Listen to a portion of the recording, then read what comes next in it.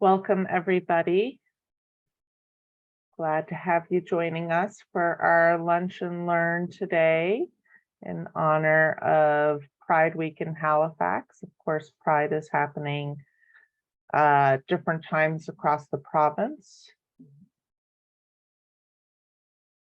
I would like to begin by acknowledging that I am in Mi'kma'ki. This is the ancestral and unceded territory of the Mi'kmaq. Their inherent rights to this land were recognized in the peace and friendship treaties, which Mi'kmaq, Wolastoqiyik, and Passamaquoddy's peoples signed with the British Crown from 1725 to 1779. This series of treaties did not surrender Indigenous land, resources, or sovereignty to the British Empire, but instead established rules for an ongoing relationship between multiple nations. The treaties were later reaffirmed by Canada in Section 35 of the Constitution Act in 1982, and they remain active to this day. I want to invite everybody to use the chat to introduce yourselves using the traditional Mi'kma'ki names for where you are connecting with us from, or if you are connecting from elsewhere, to consider whose territory you are in and share that in the chat.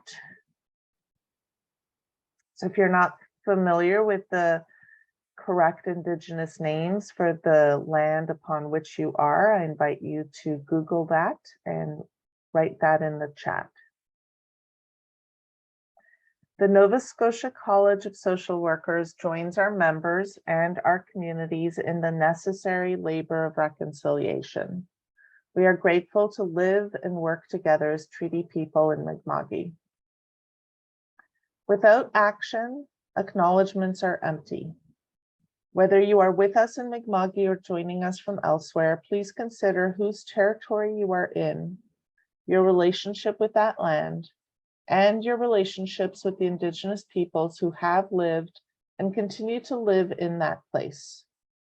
We invite you to reflect on how each of us as individuals and as a collective body of social workers can hold ourselves accountable to reconciliation with Indigenous peoples here and across Turtle Island. Lalayu. Thank you all. Want to also invite you to feel free to go to the participant icon that is at the bottom of your screen. You might need to hover your cursor over if it's not immediately obvious.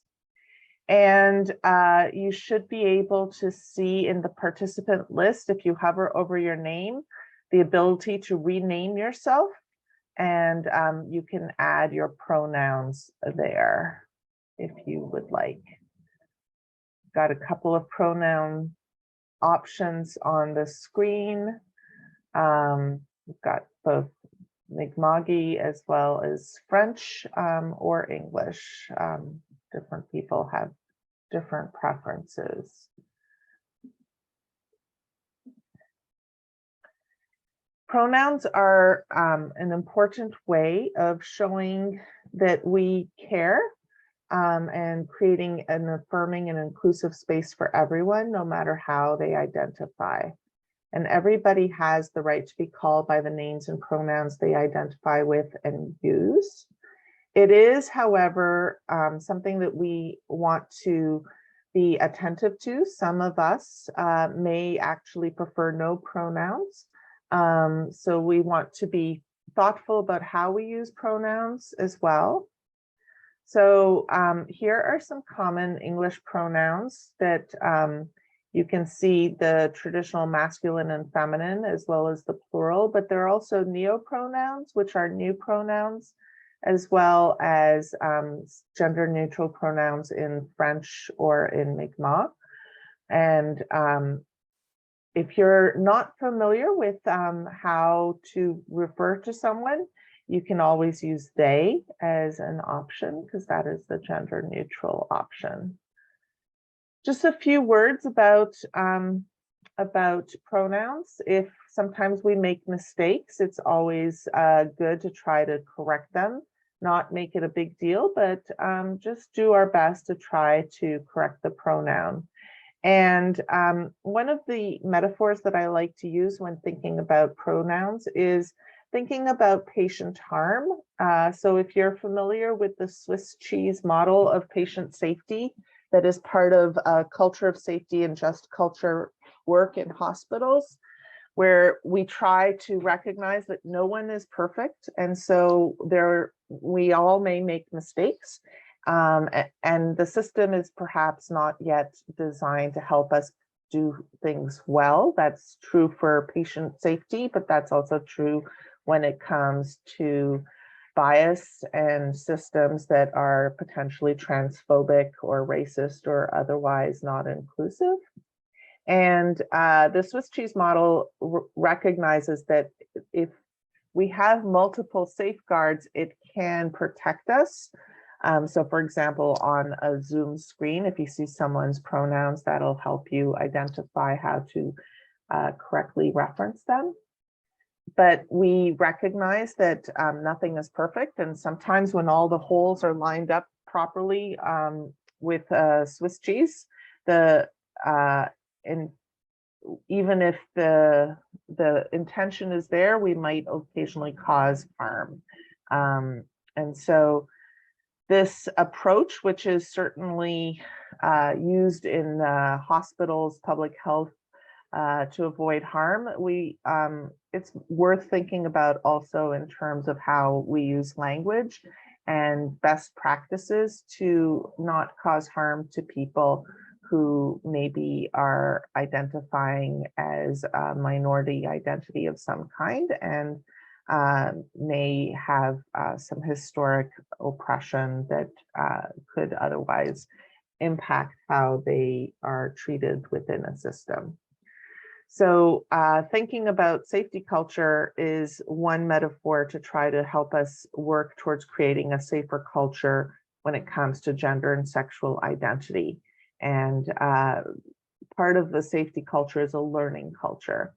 And so this session is really about helping to create a place where we can learn and create a better culture amongst ourselves as social workers, how to work to ensure best practices when it comes to working with two-spirit, lesbian, bisexual, gay, and transgender, intersex, agender, asexual, and more, which is what the alphabet approach is. A lot of us who are queer identified, such as myself, prefer the word queer, which is about reclaiming a word that has historically been used pejoratively as a way of trying to help us begin to think and experience safety through language.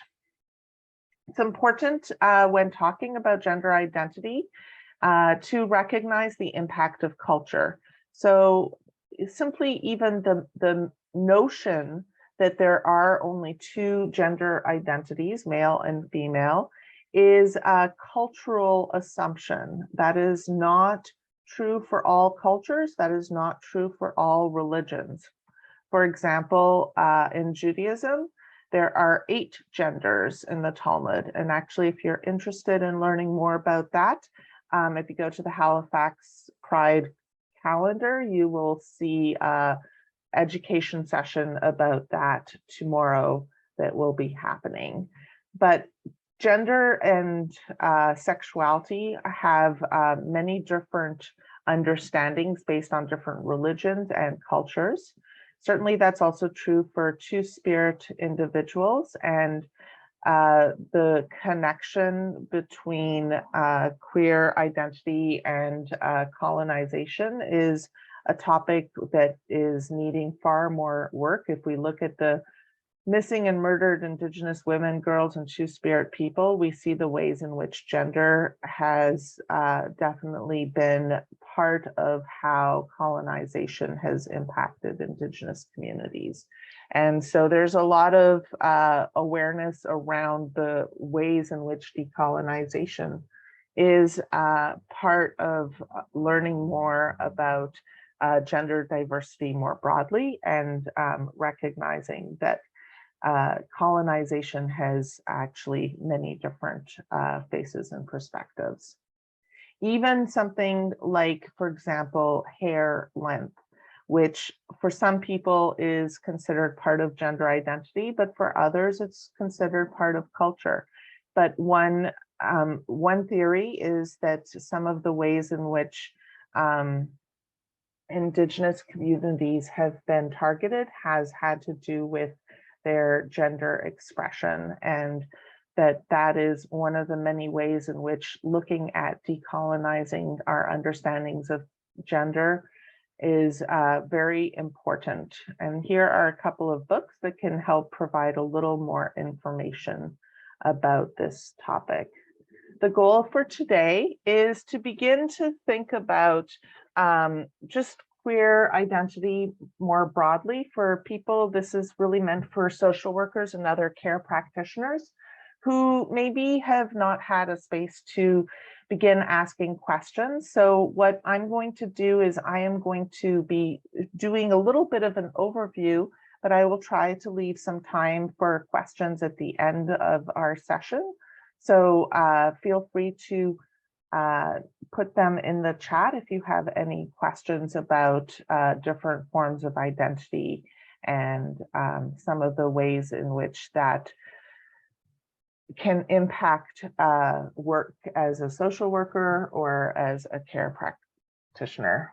The genderbread person has often been used as a way of helping people understand that there is a difference between a person's sexual characteristics, between their identity, what you in your head think and how you in your head experience and define your gender, and attraction, whether or not you feel yourself drawn to people romantically or sexually.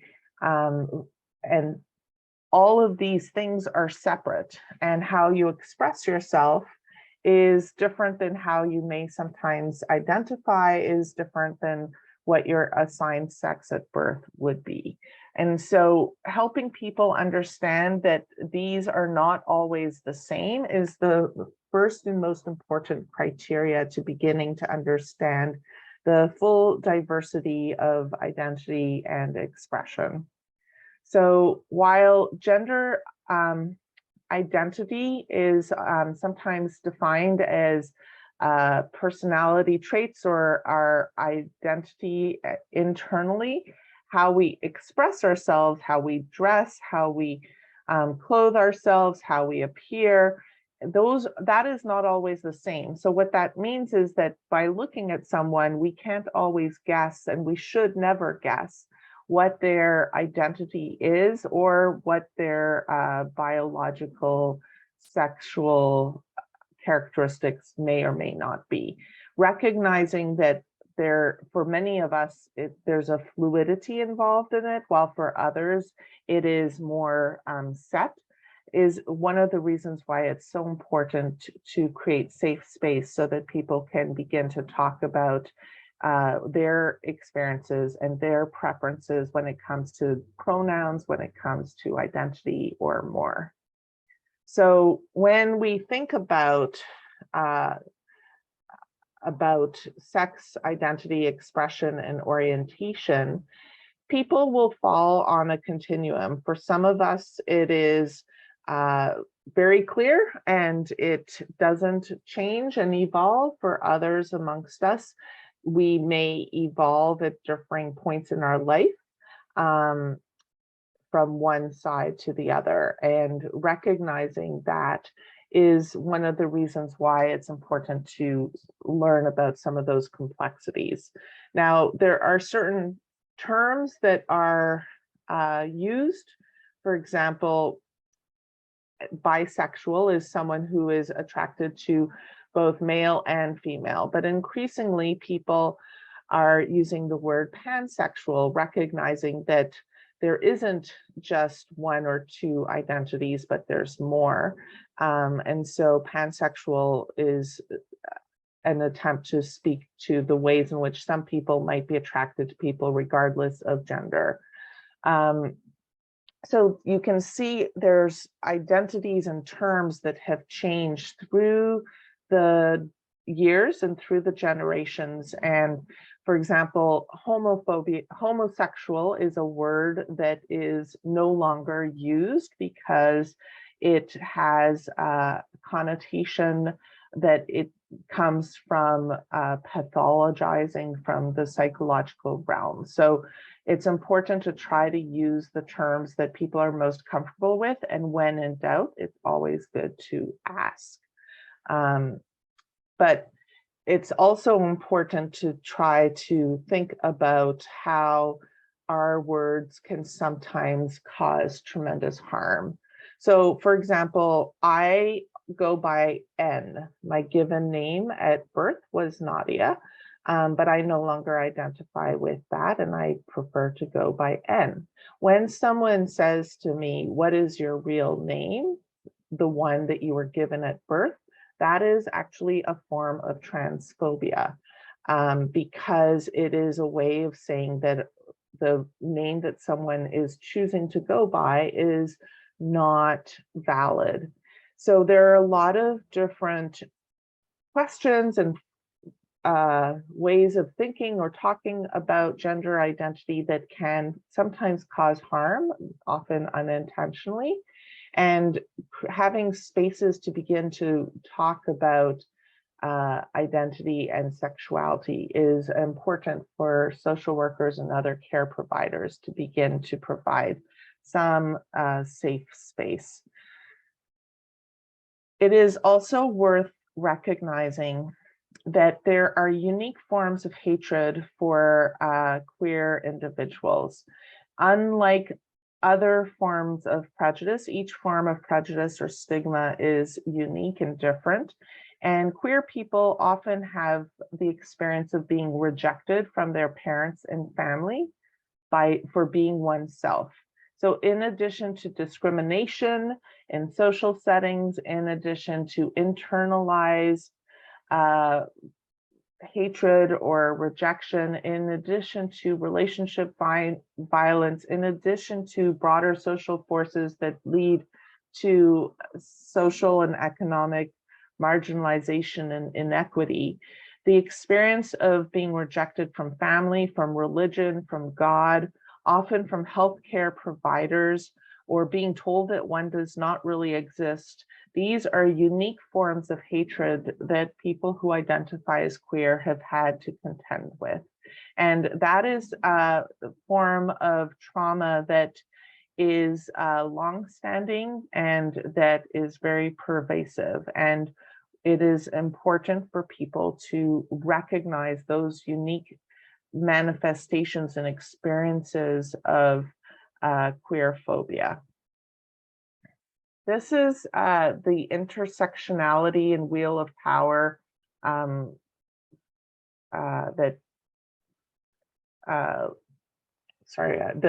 intersectionality and wheel of power of privilege little icons to try to explain the ways in which there are intersecting forms of oppression and prejudice can cause people to experience oppression in multiple different ways. So, for example, someone who identifies as cisgendered. Cisgender literally means someone whose gender is the same as they were assigned at birth. So if I was assigned female at birth and I continue to identify as female, then I would be a cisgendered individual. If, on the other hand, my gender that I was assigned at birth is different than the gender that I identify with now, then I would not be cisgender. I might identify as trans, intersex, or non-binary. So that's one way of thinking about gender. That, in addition to perhaps my sexuality, in addition to other forms of oppression, maybe skin color, maybe housing, all of these forms of power and privilege impact our experience of prejudice. But the unique forms of hatred that queer people experience can intensify the experiences of rejection that one has. And because many people who are who experience forms of oppression might find refuge in religion or spirituality, one of the things that's unique is that for many people who identify as queer, their religion does not feel particularly safe. So these things can impact the mental health of individuals, leading queer youth to be far more at risk for suicidal ideation and behavior, and at a higher risk when it comes to substance abuse, because there is a much higher risk of stigma and oppression. So here are some family behaviors that have been known to increase queer children's risk for serious health problems. For example, when parents, for example, don't talk about their child's identity or blame others or tell their children not to participate in services or groups or exclude them from family events. These are just a few of the ways in which parents can cause can intensify the stigma that children experience. So for practitioners, whether it's working in the school and healthcare settings or otherwise, being aware of the ways in which stigma can be magnified by behaviors is very important as well.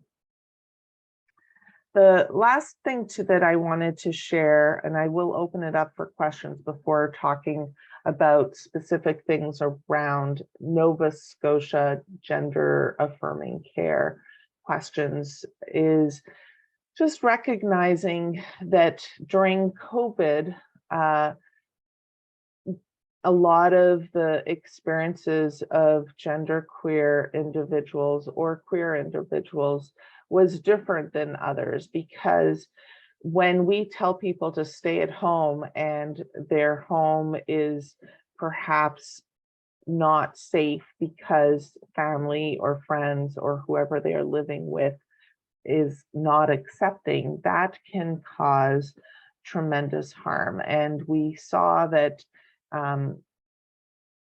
the rates of homelessness, specifically during COVID, did increase. And we know that that already is a problem for queer individuals who experience high rates of discrimination and violence in shelters. Many shelters are divided between male and female, and so not having non-binary spaces or inclusive spaces can put queer individuals at a much higher risk for experiencing violence and for mental health challenges as a result. We also know that during COVID, there were a lot of organizations that shut down their services due to COVID. And so that caused tremendous delays when it comes to gender affirming surgeries and hormones. And so that whenever there's a delay, that puts trans people at an increased risk of acting with self-harming behaviors while waiting for services because of the difficulty that they experience while waiting. And when I say they, I should say we, because I am also waiting. With that, I'm going to pause for a second to open it up for questions, and then I will come back to talk about Pride Health more specifically and gender affirming care in Nova Scotia. But I want to just open it up with questions. Yes, the presentation is being recorded, and you are welcome to have some of those as well. So I did grab a lot of the graphics have been grabbed from a couple of different sources, but I am happy to make them available as well. Are there other questions that people have? I love that people are sharing resources. I don't always have the ability to see questions. The goal for today was to do a little bit of an overview, as well as talk a little bit about the unique issues facing genderqueer individuals in Nova Scotia. But I wanted to just give people a place to ask questions. This is very much an introduction and overview, but we will have opportunities, hopefully, for more specifics trainings as the year progresses. Okay, I'm not seeing any questions, so I'm going to dive a little deeper into specifically around Nova Scotia, what practitioners need to know and what resources are available, which was the last question that I saw. So, okay, we know that COVID has made things a lot more difficult, specifically around causing delays, and that has led a lot of trans individuals to have difficulty accessing services.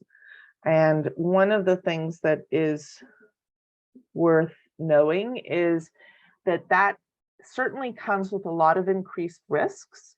On the other hand, I do want to point out that it can bring also an increased opportunity, because mental health in general does have renewed attention from our government, and there is an opportunity to hopefully redesign how mental health services are being delivered across the province. We certainly are advocating for something that would be more comprehensive, that would look at mental health, not just from a biological perspective, but to understand also the social and systemic issues that cause mental health challenges. The gaps and cracks in our healthcare system have been exposed, so hopefully with the growing awareness around this, as well as the harm of structural prejudice on stigmatized individuals and communities, hopefully there will be a renewed attention to redesigning our healthcare and mental health care system so that the psychosocial determinants of health that are addressed, including systemic prejudice. So looking at the ways, for example, that colonization contributed to the homophobia because of the ways in which religion, one specific or two specific religions, were really used as tools to maintain that oppression, is something to think about. Unfortunately, though, in any delay in service increases risk, and what we do know is there have been only increased delays, and there has not yet been any significant investment when it comes to queer health in Nova Scotia. So I want to tell you a little bit about Pride Health. There was supposed to be a Pride Health navigator who was going to come and speak and do this part of the session. However, there is not even one full-time Pride Health staff member. There was a 0.5 position that had been shared, and that position ended in June. So therefore, the person who agreed to speak is no longer working with Pride Health and is no longer able to do that. So the only person who really is dedicated and not even full-time is Gary Dart, and they shared with me part of their presentation so that I could do it on their behalf, because they're not able to join us today. But that really speaks to some of the most profound and troubling aspects of gender affirming care in Nova Scotia that all social workers do need to be not only aware of, but work towards advocacy. There has been no additional investment in Pride Health, and that as a result has caused a lot of problems, because what Pride Health does primarily is education and providing referrals. So even being able to access referrals for gender affirming care, to understand how to begin to navigate the terrain that is Nova Scotia and to help people find gender affirming care, that is completely not resourced. And so that is the first issue that we as Nova Scotians need to consider. Pride Health, as you see here, is a part of Nova Scotia Health and IWK, and they assist with navigation, training, education, culture competence, partner with community, work on developing knowledge and creating a community of practice, which is a lot for a 0.8 person to do. So the first thing that needs to happen in Nova Scotia is more investment, funding, resources, and people to do all of the things that Pride Health is supposed to do to fill in the gaps in a system that is not always safe for individuals to access. So the training that often is available, there certainly are some modules and education that can be accessed through them. They also will provide some policy review to try to create more diversity in organizations. And it is possible to contact Pride Health to learn more about different trainings. So if, for example, there are people here who want to learn how to provide gender affirming care, there are some trainings that are available. Some are for nurse practitioners and physicians, as well as others more broadly. And there are also communities of practice. So once somebody goes through, for example, the WPATH training assessment, and I will talk a little more about that, it certainly gives you an opportunity to be part of a community of other providers who are working in this area to begin to talk through some of the clinical issues that might come up. While this is a wonderful resource that is provided for all of us, it is not enough. There's some research that is being developed around that, but again, there isn't really a central location where people can find gender affirming care practitioners, doctors, nurses, therapists, all of those things. There's some referrals that come from Pride Health, but this isn't an organized way. What that means is that for a lot of people, they may access medical care. We already know there is a shortage when it comes to healthcare, and they may access care from a provider that is not trained and may cause harm instead of helping the individual. So we as a college are advocating for increased funding, trying to partner with different organizations to try to advocate for more gender affirming care. But we know that there are tremendous barriers and delays, specifically in Nova Scotia when it comes to gender affirming care. First of all, there are several procedures that are not covered by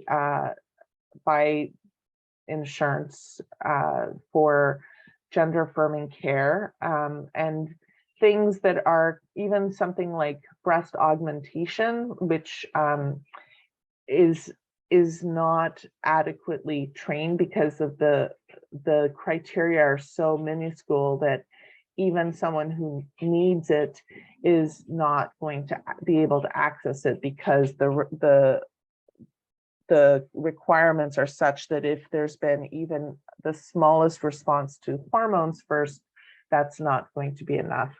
Furthermore, we know that there's between 1 to 3 year waits for many of the surgeries that are covered. So 1 to 3 years is a very long time to wait for surgery. Many of the surgeries are only being done in Montreal. There has been a conversation to potentially make Halifax Atlantic Canada Center instead of people having to be sent to Montreal in order to get care. But for now, that is a conversation. It is not actually happening. So what that means is that there are increased barriers, delays, inability to access care for individuals seeking gender affirming care.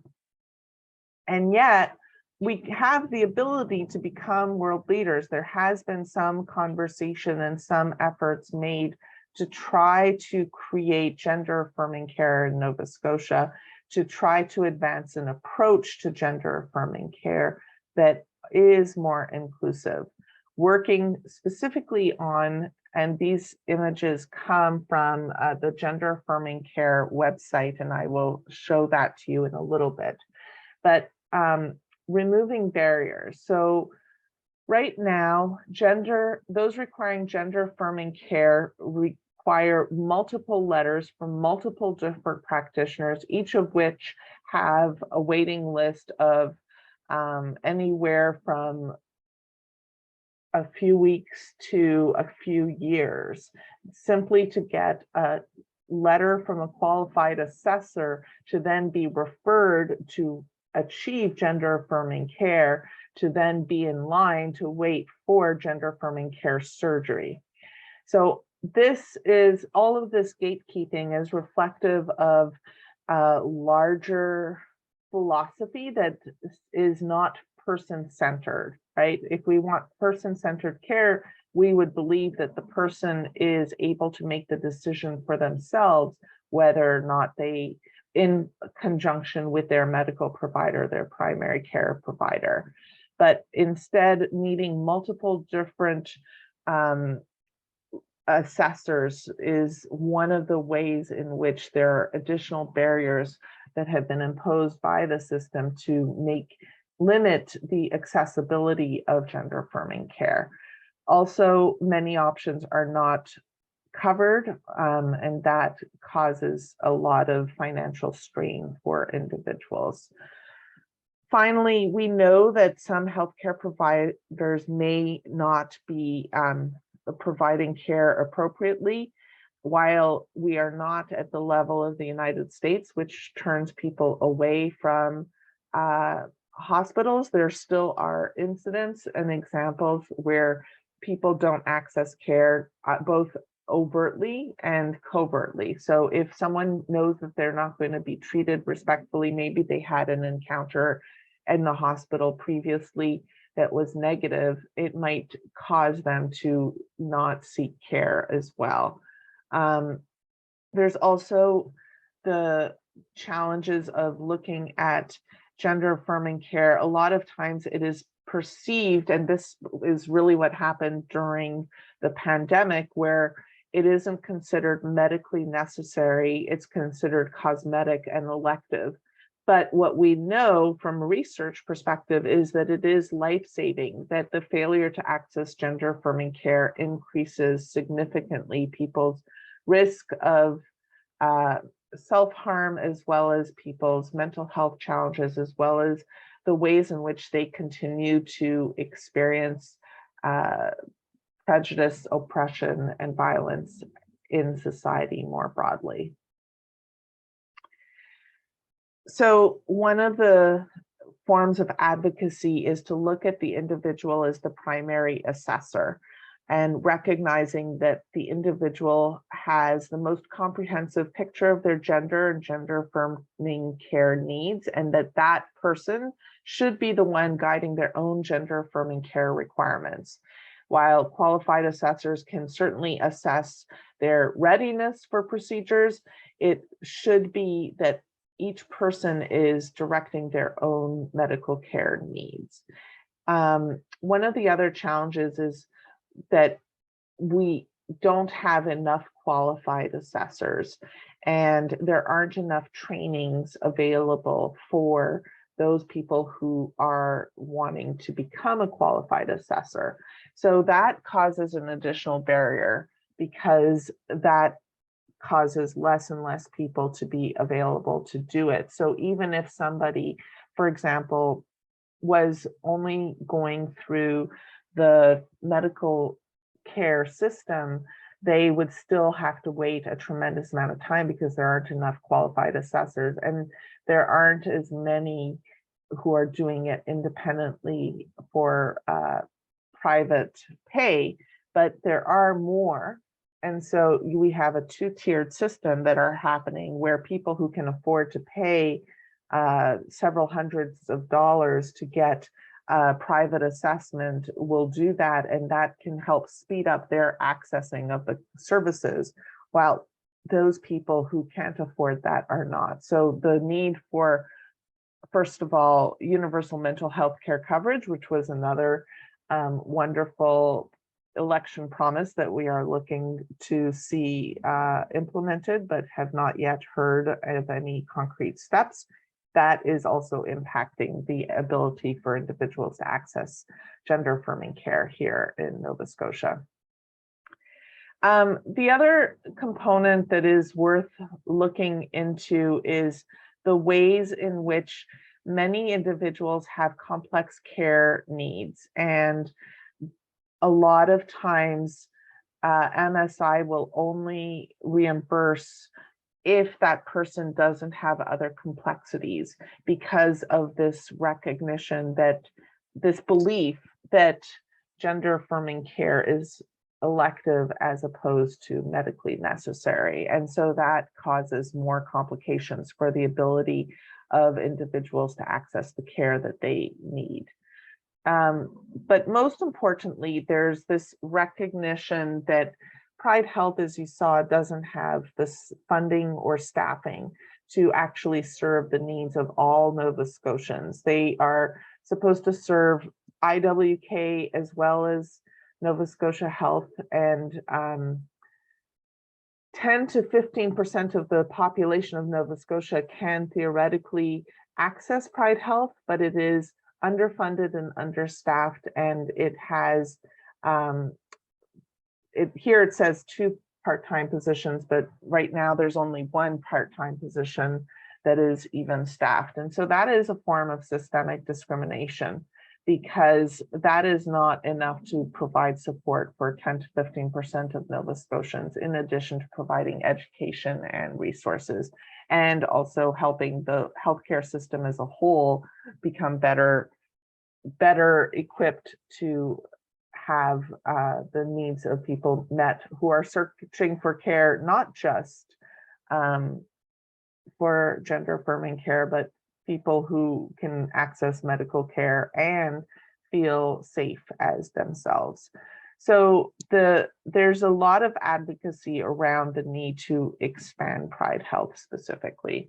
Many seniors are also denied gender affirming care, either because of their age or because of maybe some concerns around complications, and because a lot of providers don't understand. And so age discrimination is part of the ways in which that intersectional wheel is manifest. We also see this when it comes to gender affirming care for individuals with disabilities, people who are neurodivergent, and there's certain assumptions, and this is where social workers play a very important role in terms of advocating for people's agency and ability to make decisions for themselves. While people with disabilities are not denied automatically gender affirming care, there is certainly issues around who is allowed to make decisions for themselves. And that is an important role for the individual assessor, which is often the role that social workers and counselors are invited to play. Last but not least, it's important to be aware of gender affirming care for minors. So a lot of times, and this is an issue that is being very passionately contested in the States, especially in Texas and Florida. But gender affirming care needs to be available for minors. And there have been instances where parents have been seen as causing harm to their kids by refusing to let them get gender affirming care.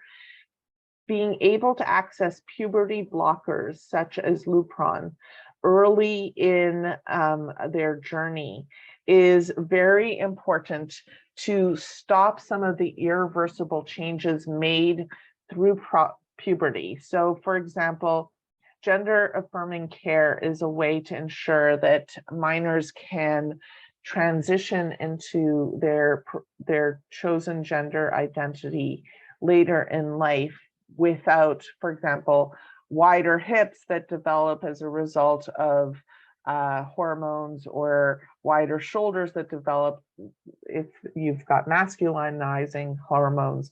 So it's very important to be immediately making sure that children and parents and families who might be facing this issue are connected with the resources that they need early, because of the tremendous weight that happens and the need to make sure that those children have the choice to initiate puberty blockers if that is the journey that will be theirs. Finally, the issue of consensual treatment is a really important one when thinking about babies, the number of babies that are born with both sexual characteristics for very, very long time. These were not reported. So we only have anecdotal evidence of a lot of doctors, obstetricians who sometimes made decisions and performed procedures on individuals without even telling parents. And that caused a lot of problems for those individuals later on in life. So now we need to be advocating for babies and minors to provide consent for procedures as best as possible, and that it's important to ensure that there's no treatment or intervention that is made on minors that would be against their wishes. So ensuring consent is very critical as well. Last but not least, this the advocacy is really around not just looking at what is called gender dysphoria, which is the pathologizing lens through which currently gender assessments are required to take, and instead to look at euphoria. So dysphoria is, for example, if I am forced to dress in a certain way according to a gender that I don't identify with, I will feel dysphoria. I will feel a lot of internal angst and trouble and distress. Euphoria is another characteristic for assessment that is being increasingly advocated for, where dressing in the correct gender identity expression, that can cause feelings of euphoria, and that can be a form of knowing that this is what's right for someone. So looking to expand the criteria from dysphoria to euphoria is part of the larger attempt to move beyond the pathologizing biomedical model of care to look at care more broadly and intersectionally. So this is a link of some of the organizations. We are one of the supporters looking for gender affirming care in Nova Scotia. And if you go to GAC Nova Scotia, you will see gacns.ca. You will see more about what I just shared. Tonight, actually, in Halifax, there is a vigil, a Pride March and Candlelight vigil, specifically to call for the necessary changes to Nova Scotia's healthcare system. So if you happen to be in the Halifax area, at 8 p.m. outside of the Province House, there will be speeches calling for action, and there will be a march to the Peace and Friendship Park for a vigil. But you can also access these resources anytime by subscribing to Gender Affirming Care Nova Scotia and learning more about how to take action to advocate for improved access to these resources in our province. So in addition to knowing more about gender affirming care in Nova Scotia, it was very important to also provide a space to think about the need for advocacy in this area. And last but not least, a few words about WPATH, the World Professional Association for Transgender Health. There is a new set of criteria that are getting ready to be made public. So many of us have been trained by Dr. Zink here in Nova Scotia, who works at the Department of Psychiatry for Dalhousie University. And Dr. Zink is the person who does most of the trainings here in Nova Scotia and also oversees the continuing practice, communities of practice discussion that happens monthly. However, there is a new form of criteria that are being developed, and so there's going to be new training that is going to be made available after she herself goes through this training that'll be held in Montreal in September. Then there will be this additional training that'll be available. So stay tuned, contact me, contact us, contact Dr. Zink herself, and through the Dalhousie University to learn about the new standards of criteria for how to ensure gender affirming care. Those standards are evolving as our understanding of gender and sexuality and identity and expression continue to evolve. And so this is why it's important to continue learning and being aware. So with that, I am going to stop my share and take any other questions that people might have. We are running out of time, but I do want to provide people an opportunity to see or talk or share some questions that they might have as well. This is an issue that is still there. And a lot of times we believe that there's more access to services than there really are. And so so this is a question: if the new standards will impact any upcoming training for people interested in being trained to do the gender assessments? Yes, absolutely. So Dr. Zink has stated that after she undergoes the training herself and a few other people from Nova Scotia, that they will come back and provide that training for the rest of us to do. So even though like I went through the training last year, I'm going to have to redo it because it is constantly evolving and there are going to be new criteria as well, hopefully influenced by some of the advocacy issues that you saw around the gatekeeping. Is there a safe and inclusive place for queer and trans folks in Nova Scotia who are in need of reproductive care? That is a great question to ask. Right now, the recommendation is to access Pride Health, and accessing Pride Health means that there will be a little bit of a wait, but just to show you, I will let me show you